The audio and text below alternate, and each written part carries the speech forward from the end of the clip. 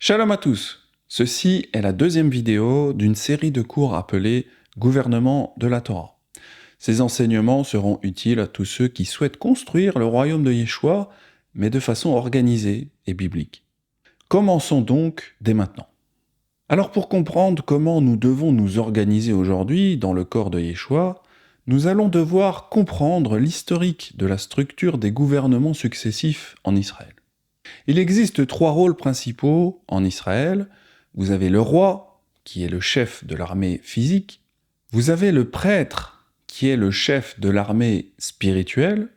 Et puis vous avez le prophète, c'est-à-dire celui qui entend Yahweh.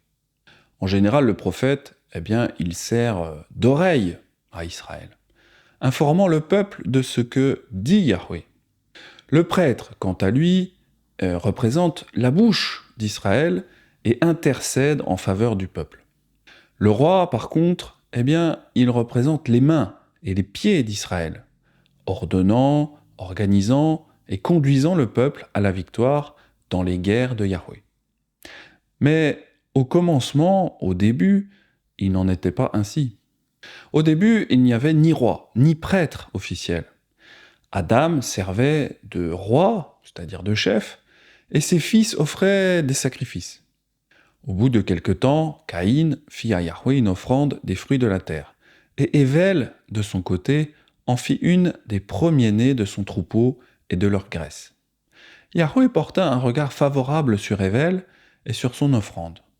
Le patriarche Noach a non seulement rempli le rôle de roi, mais il a également offert lui-même des sacrifices. Noach bâtit un autel à Yahweh. Il prit de toutes les bêtes pures et de tous les oiseaux purs, et il offrit des holocaustes sur l'autel. Cependant, si nous continuons à observer, un schéma de changement progressif apparaît. En tant que patriarche, Avram était techniquement capable de servir comme prêtre, mais il ne le faisait que dans une mesure limitée. Alors qu'Avraham adressait un autel à Morée, et il y invoqua plus tard le nom de Yahweh, il n'offrit ni sacrifice ni offrande sur cet autel. Alors Yahweh apparut à Avraham et dit « À ta descendance, je donnerai ce pays. » Et là, il bâtit un autel à Yahweh qui lui était apparu. Après que Yahweh ait délivré Avraham pendant la guerre, Avraham lui a rendu le 10e de tout par l'intermédiaire de Melchisédek. Melchisédek, roi de Salem, fit apporter du pain et du vin. Il était sacrificateur de l'Élohim Très-Haut. Il bénit Abraham et dit « Béni soit Abraham par l'Élohim Très-Haut, maître du ciel et de la terre. Béni soit l'Élohim Très-Haut qui a livré tes ennemis entre tes mains. » Et Abraham lui donna la dîme de tout. Ce que nous verrons, c'est que Yahweh, il aime bien la spécialisation des rôles et la division du travail. Une bonne division du travail fait progresser l'économie. Cela crée également une armée et un sacerdoce plus efficaces. C'est pourquoi nous verrons les trois rôles être établis en tant que ministères distincts. Lorsque Yahweh dit plus tard à Abraham de lui faire une offrande, il n'a construit aucun autel. Donc, encore une fois, Abraham n'a rempli le rôle de prêtrise que de manière limitée. Yahweh lui dit encore « Je suis Yahweh qui t'ai fait sortir d'Ur en Chaldée, pour te donner en possession ce pays. » Abraham répondit « Adonai Yahweh, à quoi connaîtrais-je que je le posséderai ?» Et Yahweh lui dit « Prends une génisse de 3 ans, une chèvre de 3 ans, un bélier de 3 ans, une tourterelle et une jeune colombe. » Abraham prit tous ces animaux, les coupa par le milieu, et fit chaque morceau l'un vis-à-vis de l'autre. Mais il ne partagea point les oiseaux. Plus tard, Jacob, n'a posé qu'une seule pierre. Il remplit ainsi la fonction sacerdotale d'une façon encore plus limitée. Et Yaakov se leva de bon matin, il prit la pierre dont il avait fait son chevet, il la dressa pour monument, et il versa de l'huile sur son sommet. Il donna à ce lieu le nom de Béthel, mais la ville s'appelait auparavant Luz. Yaakov fit un vœu en disant « Si Elohim est avec moi et me garde pendant ce voyage que je fais, s'il me donne du pain à manger et des habits pour me vêtir, et si je retourne en paix à la maison de mon père, alors Yahweh sera mon Elohim. Cette pierre que j'ai dressée pour monument sera la maison d'Elohim, et je te donnerai la dîme de tout ce que tu me donneras. » Les Israélites sont un peuple axé sur la tradition. et suivent les modèles établis par leurs ancêtres. Par conséquent, il est presque certain que Yaakov a donné la dîme à l'ordre de Melchisédek, comme son grand-père Abraham. Il faut remarquer que nous-mêmes aujourd'hui, nous voulons la même chose que notre ancêtre Yaakov. Nous voulons qu'Élohim soit avec nous et qu'il nous garde sur le chemin où nous allons, et qu'il nous donne du pain à manger et des vêtements pour nous vêtir, afin que nous revenions tous à la maison de notre Père Yahweh en paix. Et comme les vœux des pères engagent également les enfants, le vœu de Yaakov s'applique toujours à nous aujourd'hui. Tandis que Yahweh créait la prêtrise comme une fonction distincte, il développait également la royauté comme une fonction distincte. Ces changements sont difficiles à percevoir, sauf si on examine scrupuleusement les tendances de génération en génération. C'est ce que nous allons faire ici. La première étape dans l'établissement d'une royauté interne fut pour Abraham de descendre en Égypte pour être sous le règne d'un roi extérieur, c'est-à-dire Pharaon. C'était une préfiguration de la façon dont Israël descendrait plus tard en Égypte. Il y eut une famine dans le pays, et Abraham descendit en Égypte pour y séjourner, car la famine était grande dans le pays. Examinons maintenant l'idée de succession au sein d'Israël. Chaque fois qu'un roi en exercice meurt, la royauté est normalement transférée au fils de sang pur légitime, le plus âgé. Dans le cas d'Abraham, Ishmaël avait été renvoyé, au moins en partie parce qu'il était le fils d'une concubine, et non le fils d'une épouse légale à part entière. D'ailleurs, si vous voulez en savoir plus sur la différence entre une concubine et une épouse, vous devriez aller voir les vidéos sur le mariage selon Yahweh. Yahweh a également confirmé qu'Yitzhak, c'est-à-dire Isaac, il devait hériter du droit de naissance de leur royauté. Mais Elohim dit à Abraham que cela ne déplaise pas à tes yeux, à cause de l'enfant et de ta servante. Accorde à Sarah tout ce qu'elle te demandera, car c'est d'Yitzhak que sortira une postérité qui te sera propre. La succession par le droit de naissance peut être parfois compliquée. Mais comme Isaac était le fils de sang aîné le plus âgé vivant encore à la maison à la mort d'Abraham, le rôle de royauté lui incombait automatiquement. Quand Isaac est devenu vieux, la royauté serait normalement revenue à Ésaü, sauf si celui-ci décidait de vendre son droit d'aînesse à Yaakov, ce qu'il fit parce qu'il était fatigué en rentrant des champs. Alors Yaakov dit « Jure-le-moi d'abord ». Il le lui jura, et il vendit son droit d'aînesse à Yaakov. Plus tard, lorsque Yaakov vola la bénédiction d'Ésaü, celui-ci jura de se venger. Cela a conduit Yaakov à fuir vers Padan Aram, où il s'est retrouvé avec 2 femmes, 2 concubines et 12 fils. Cela a rendu la ligne de succession complexe. Réhouven, c'est-à-dire Ruben, était le premier-né. Il était donc le premier dans la succession à la royauté. Cependant, il a perdu son droit d'aînesse lorsqu'il a souillé le lit de son père. Ruben, toi mon premier-né, ma force et les prémices de ma vigueur, supérieur en dignité et supérieur en puissance, impétueux comme les eaux, tu n'auras pas la prééminence. Car tu es monté sur la couche de ton père, tu as souillé ma couche en y montant. Cela nous montre qu'il existe aussi des qualifications morales pour la royauté. Yaakov a également retiré Shimon et Lévi de la succession parce qu'ils se sont vengés de Sichem après le viol de Dina. Cela nous montre que les rois ne doivent pas être vengeurs ou violents. Shimon et Lévi sont frères. Leurs glaives sont des instruments de violence. Que mon âme n'entre point dans leur conciliabule. Que mon esprit ne s'unisse point à leur assemblée. Car dans leur colère ils ont tué des hommes, et dans leur méchanceté ils ont coupé les jarrets des taureaux. Maudite soit leur colère, car elle est violente, et leur fureur, car elle est cruelle. Je les séparerai dans Yaakov, et je les disperserai dans Israël. Parce que Juda était le prochain par ordre de naissance et de succession, il était le prochain à recevoir le sceptre.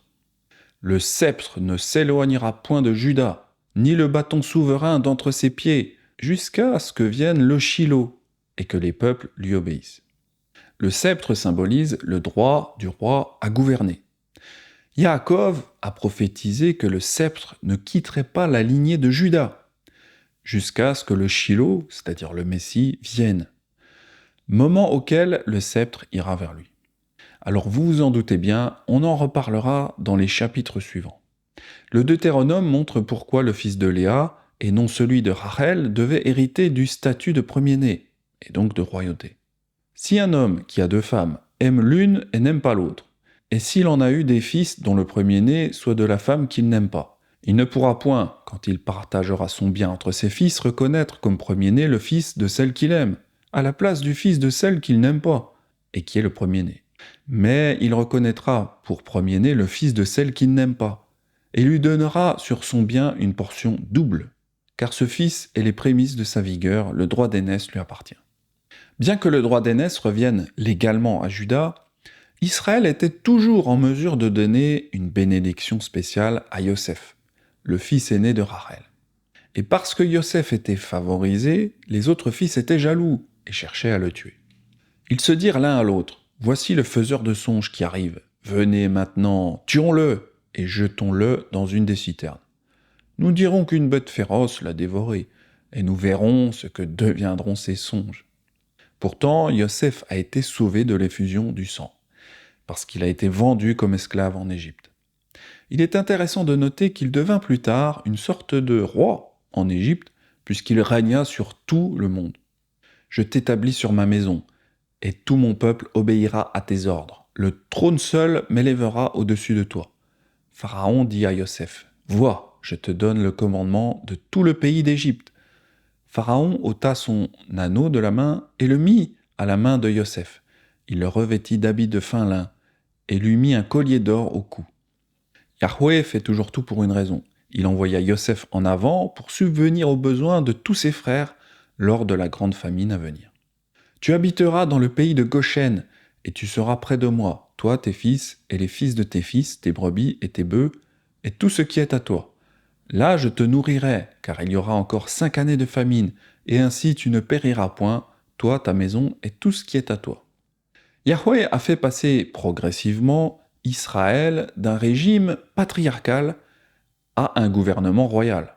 Yosef était un type de roi interne qui facilitait la transition vers un roi externe, c'est-à-dire Pharaon.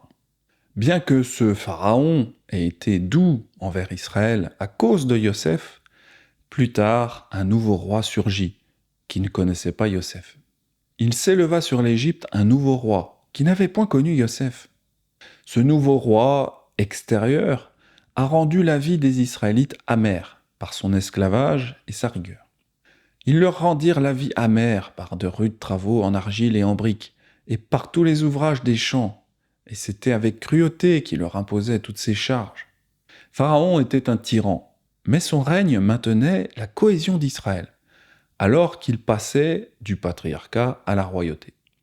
Aussi terrible que ça puisse paraître, la souffrance unit les hommes. Et après 430 ans, il n'y avait plus 12 tribus rivales, mais une seule nation d'Israël. De plus, les 12 tribus étaient prêtes à accepter un roi serviteur interne, si cela pouvait les délivrer de leur roi tyran externe, Pharaon. Du coup, Yahweh a envoyé Moshe pour remplir les rôles internes de roi et de prophète. Il a également envoyé Aaron pour servir de prêtre interne à Israël. Comme nous le verrons, le sacerdoce initial, c'était le sacerdoce des premiers-nés, qui furent confiés à Yahweh après le massacre de tous les premiers-nés d'Égypte. Et il arriva ce même jour que Yahweh fit sortir les enfants d'Israël du pays d'Égypte selon leurs armées. Alors Yahweh parla à Moshe disant, « Consacre-moi tout premier-né parmi les enfants d'Israël, tant des hommes que des animaux, ils m'appartiennent. » Sous ce sacerdoce des premiers-nés, Israël devait offrir à Yahweh le premier-né de l'homme et de l'animal. C'était ce sacerdoce des premiers-nés qui devait servir de signe sur nos mains et de frontaux entre nos yeux. Et comme Pharaon s'obstinait à ne point nous laisser aller, Yahweh fait mourir tous les premiers-nés dans le pays d'Égypte, depuis les premiers-nés des hommes jusqu'aux premiers-nés des animaux. Voilà pourquoi j'offre en sacrifice à Yahweh tout premier-né des mâles, et je rachète tout premier-né de mes fils. Ce sera comme un signe sur ta main, et comme des frontaux entre tes yeux, car c'est par sa main puissante que Yahweh nous a fait sortir d'Égypte.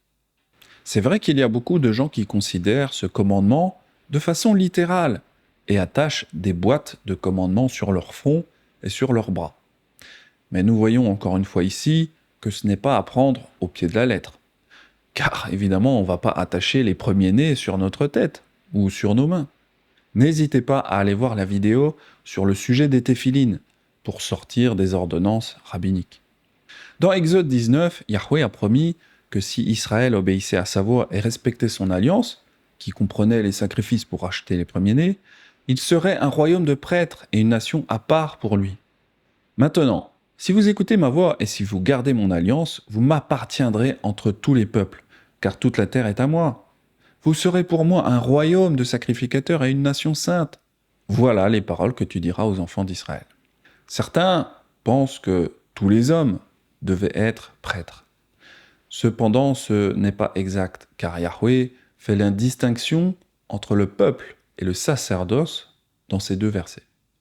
Yahweh dit à Moshe, « Descends, fais au peuple la défense expresse de se précipiter vers Yahweh pour regarder, de peur qu'un grand nombre d'entre eux ne périssent.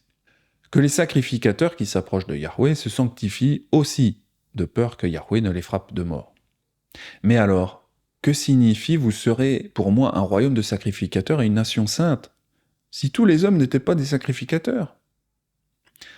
Cela signifie probablement que chaque homme est à la fois roi et prêtre de sa propre maison, sans pour autant le faire pour toute la nation d'Israël.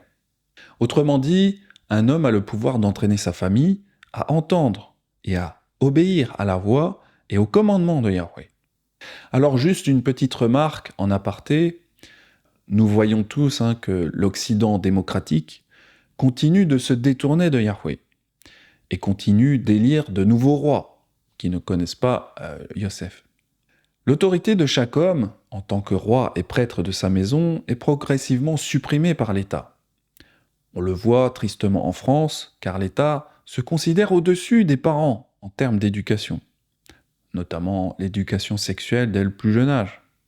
Comme nous l'expliquerons dans Apocalypse et fin des temps, l'État tente de briser les familles biologiques afin que l'État puisse être notre famille, usurpant aussi l'autorité de Yahweh.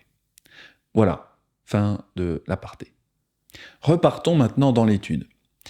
Alors, Moshe était un type particulier de leader appelé juge oint, à distinguer des juges nommés par des hommes. En tant que juge oint, Moshe a rempli à la fois le rôle de roi et le rôle prophétique. Notez cependant que le rôle d'un juge ressemble plus à celui d'un prophète qu'à celui d'un roi, dans le sens où l'autorité d'un juge oint n'est pas transférée à sa descendance. Même si Moshe ne pouvait pas déléguer ses fonctions de prophète, il pouvait déléguer quand même certaines de ses fonctions de roi. Parce que la tâche était trop lourde pour qu'un homme puisse l'accomplir seul, eh bien le beau-père de Moshe lui a dit de nommer des juges, c'est-à-dire des dirigeants, dans les sous-divisions de chaque tribu. Cela rendrait le processus gouvernemental beaucoup plus efficace. Le beau-père de Moshe lui dit « Ce que tu fais n'est pas bien. Tu t'épuiseras toi-même et tu épuiseras ce peuple qui est avec toi, car la chose est au-dessus de tes forces. Tu ne pourras pas y suffire seul. Maintenant, écoute ma voix. Je vais te donner un conseil. Et qu'Élohim soit avec toi. Sois l'interprète du peuple auprès d'Élohim et porte les affaires devant Élohim. Enseigne-leur les ordonnances et les lois et fais-leur connaître le chemin qu'ils doivent suivre et ce qu'ils doivent faire. Choisis parmi tout le peuple des hommes capables, craignant Élohim, des hommes intègres, ennemis de la cupidité. Établis-les sur eux comme chefs de 1000, chefs de 100, chefs de 50 et chefs de 10. Qu'ils jugent le peuple en tout temps, qu'ils portent devant toi toutes les affaires importantes et qu'ils se prononcent eux-mêmes sur les petites causes. Allège ta charge et qu'ils la portent avec toi. Si tu fais cela et qu'Élohim te donne des ordres, tu pourras y suffire et tout ce peuple parviendra heureusement à sa destination. Plus tard, lorsque nous étudierons l'ordre de Melchisédek, nous verrons comment Yeshua a dit à ses disciples d'utiliser le même genre de subdivision. Alors il leur commanda de les faire tous asseoir par groupe sur l'herbe verte. Et ils s'assirent par rangées de 100 et de 50. Avec un système de délégation et de supervision en place, Yahweh a ensuite donné à Moshe les 10 commandements. dans Exode 20. Il a également donné à Moshe un ensemble de lois plus détaillées pour les juges, réparties en subdivisions de 1000, 100, 50 et 10, afin qu'ils sachent comment appliquer les 10 commandements à des situations spécifiques. C'est à partir de là que les nations chrétiennes tirent leur conception des gouvernements fédéraux, étatiques et locaux, ainsi que des tribunaux supérieurs et inférieurs. Dans Exode 24, nous rencontrons les 70 anciens. Elohim dit à Moshe, monte vers Yahweh, toi et Aaron, Nadab et Abihu, et 70 des anciens d'Israël, et vous vous prosternerez de loin. Nous retrouvons aussi ces 70 anciens dans Nombre 11. Yahweh dit à Moshe, assemble auprès de moi 70 hommes des anciens d'Israël, de ceux que tu connais comme anciens du peuple et ayant autorité sur lui. Amène-les à la tente d'assignation et qu'ils s'y présentent avec toi. Je descendrai et là je te parlerai. Je prendrai de l'esprit qui est sur toi et je le mettrai sur eux, afin qu'ils portent avec toi la charge du peuple et que tu ne la portes pas à toi seul. Le récit de Nombre 11 fournit une base scripturaire pour un conseil de 70 anciens. Le Parlement britannique, le Congrès américain, la Knesset israélienne, le Sanhédrin juif, etc., sont tous issus de ce concept. L'un des principaux objectifs de ces institutions est de donner aux citoyens un moyen ordonné de faire entendre leur voix. Yeshua reprendra aussi cette organisation des 70 disciples. Après cela, le maître désigna encore 70 autres disciples, et il les envoya 2 à 2 devant lui dans toutes les villes et dans tous les lieux où lui-même devait aller. Dans Exode 24, Moshe a mis de l'ordre et de l'organisation au sein des tribus. Elohim dit à Moshe, monte vers Yahweh, toi et Aaron, Nadab et Abihu, et 70 des anciens d'Israël, et vous vous prosternerez de loin. Puis Moshe monta sur la montagne pendant 40 jours et 40 nuits. En son absence, les gens demandèrent à Aaron de leur donner quelque chose de visible à adorer. Parce qu'Aaron ne réalisait pas encore que c'était son devoir d'empêcher les gens de pécher, lui et le sacerdoce des premiers-nés cherchèrent à plaire aux gens. Cependant, Yahweh est devenu furieux contre leur idolâtrie. Alors il a remplacé le sacerdoce des premiers-nés par celui des Lévites, qui eux étaient prêts à s'opposer au peuple lorsque cela était nécessaire. Moshe vit que le peuple était livré au désordre, et qu'Aaron l'avait laissé dans ce désordre, exposé à l'opprobre parmi ses ennemis. Moshe se plaça à la porte du camp et dit « À moi ceux qui sont pour Yahweh !» Et tous les enfants de Lévi s'assemblèrent auprès de lui. Il leur dit « Ainsi parle Yahweh l'Élohim d'Israël, que chacun de vous mette son épée au côté, traversez et parcourez le camp d'une porte à l'autre, et que chacun tue son frère, son parent. » Les enfants de Lévi firent ce qu'ordonnait Moshe, et environ 3000 hommes parmi le peuple périrent en cette journée. Moshe dit « Consacrez-vous aujourd'hui à Yahweh, même en sacrifiant votre fils et votre frère, afin qu'il vous accorde aujourd'hui une bénédiction. » S'il est du devoir de chacun de s'opposer au mal, au péché, les prêtres ont la responsabilité d'enseigner au peuple la différence entre ce qui est saint et ce qui est profane. Cependant, alors qu'Israël était dans le désert sous l'ordre lévitique, les prêtres avaient pleine autorité pour discipliner la nation. Sous l'ordre de Melchisédek, dans la dispersion, les règles sont différentes. Il est maintenant supposé que chacun d'entre nous qui possède l'esprit de Yeshua voudra l'aider et aussi devenir son aide. Mais parce que le modèle de gouvernement énoncé dans les Écritures n'est pas facile, eh bien nos églises regorgent d'enseignants qui satisfont ceux qui ont des oreilles qui les démangent. Car il viendra un temps où les hommes ne supporteront pas la saine doctrine, mais ayant la démangeaison d'entendre des choses agréables, ils se donneront une foule de docteurs selon leurs propres désirs, détourneront l'oreille de la vérité et se tourneront vers les fables. Nous allons nous arrêter là pour cette étude de l'organisation des ministères au travers de l'histoire d'Israël. Dans les prochains chapitres, nous examinerons de plus près le sacerdoce lévitique. C'était un enseignement de Norman Willis appelé « Toward a Torah Government ». Quant à moi, je vous dis à très très vite pour la suite ou alors un autre enseignement, si Yahweh me le permet. C'était Benjamin, Shalom.